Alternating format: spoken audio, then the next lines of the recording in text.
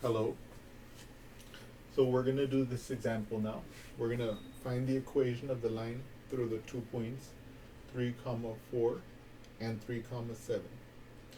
So some of you may already notice something special about these 2 points, but we're going to proceed with our systematic procedure, first calculating the slope and then finding the equation of the line.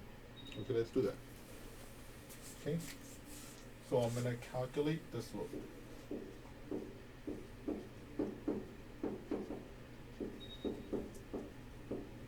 Alright, so we call that step 1. And I recommend in your notebook, whenever you're calculating the equation of the line, go through the process of making, like on your paper.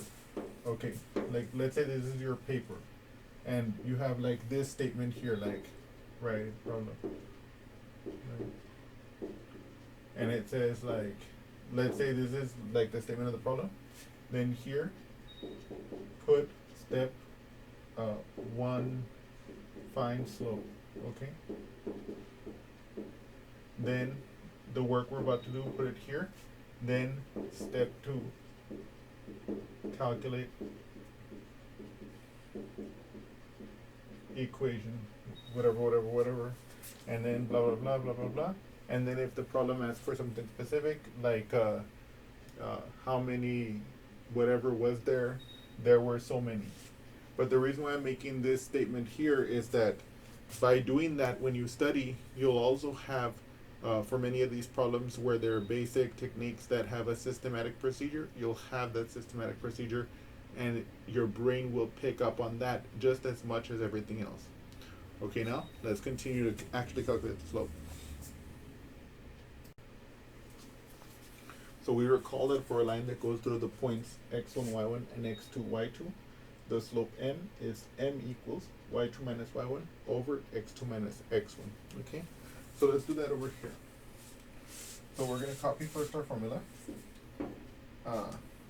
M equals x2 minus x1. What? I just said the exact opposite. Oh my god. Okay, stick with me here, guys. M equals y2 minus y1 over x2 minus x1 equals, by the way, I also want you guys to copy the formula and then plug in always, because that's going to help to drill this formula into your brain. And let's label our points here real briefly here. Let's say this one's x1, y1, this one's x2, y2. Then my y2 minus y1 will be 7 minus 4. Okay, 7 minus 4.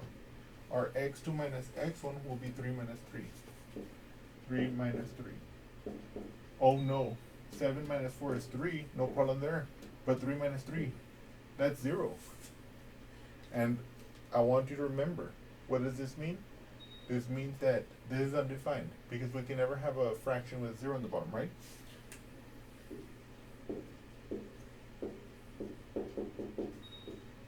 So our slope is undefined, okay? Okay? Now, what does this mean? We recall that when a slope is undefined, that occurs for a line that is vertical. So let's write that here.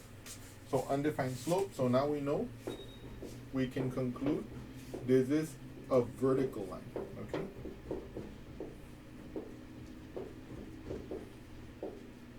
Okay? Okay. Let's look at that together. Okay, and let's see that this makes sense actually. Let's plot these 2 points. So, real briefly, I have my xy axis. Okay. My x coordinate 1, 2, 3. 1, 2, 3, 4, 5. Let me make this a little bit taller so I can actually be able to plot these 2 points.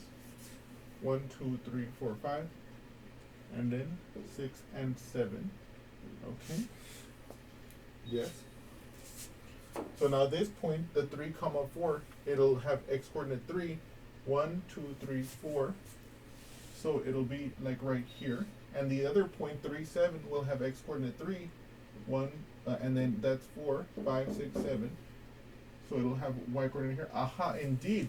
As you can see here, both of these points are on the vertical line going through the x coordinate 3. Okay, let me draw this point, leaving a little gap there to show these 2 points that I had listed, right? So actually, let me just fill in the line. So these points are on this line.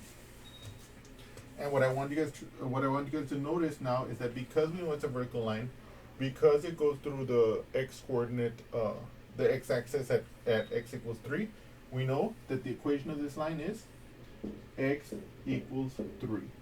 This is the equation of a vertical line going through the x coordinate 3. And let me see here. Yes. Okay, so whenever you have a vertical line that goes through through a particular x value, then you can just immediately say x equals whatever that x value is, in our case 3. Now, as I alluded to at the beginning of this video, I mentioned that some of you might notice something about these 2 points. And what I meant was, now that we're looking at it in retrospect, what I meant was, and what you guys probably already noticed, is that the x coordinate was the same. So that was a dead giveaway to us, that it was going to be a vertical line, and therefore that you could have simply written it as x equals 3 without having to calculate the slope or anything else. That's number one. By similar reasoning, you can see that if we had noticed that the y coordinates were the same, we could immediately conclude, aha, it's going to be a horizontal line, and the equation will therefore be y equals whatever that y coordinate is. Let me see, what else do I want to say about this? And for the moment, that will be all for this problem, and I'll see you again soon. Thank you.